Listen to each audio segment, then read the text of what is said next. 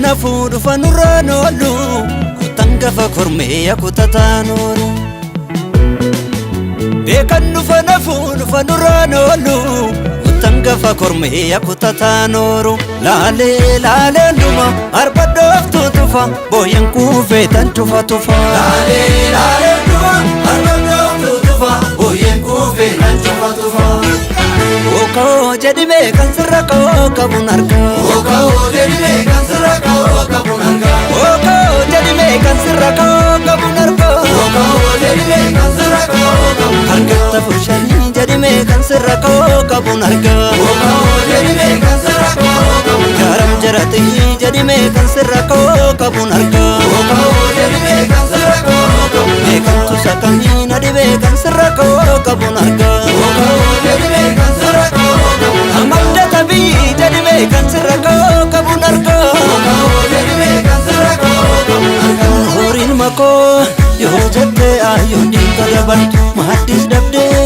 yo godam batu managan me kanare debun armeda bubanshi kambaradanu me kanare walyo debun armeda bubanshi kambaradanu jadi mena jadi ko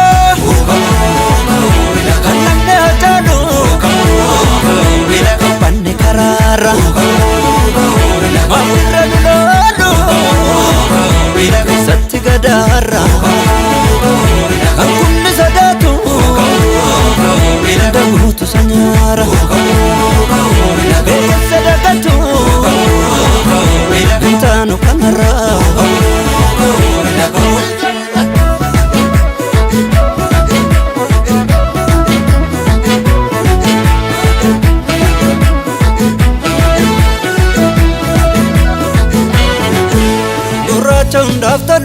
Raja undaf tolu, sintole nan tolu. Raja undaf tolu, kan sintole nan tolu. Raja undaf tolu, raja undaf tolu, kan sintole nan tolu. Raja undaf tolu, kan sintole nan tolu. Raja undaf tolu, raja undaf tolu, raja undaf tolu, kan sintole nan tolu.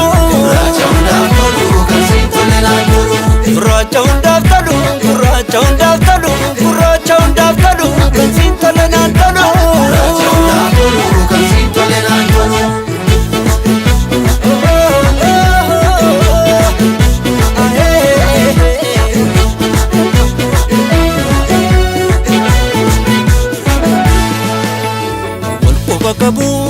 Walquba kabafu kudam baddukum ambase walquba dabe fu warka farka dambase kunatti lole sunachas lola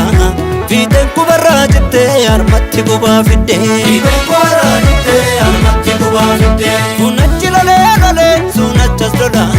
wadam dobbala giddu watakkabu am fiddu wadam dobbala giddu watakkabu am fiddu jadi mena jadi ko Kufaddu dafsake Walin kufa beknu Tisattu kastake Durat takka demnu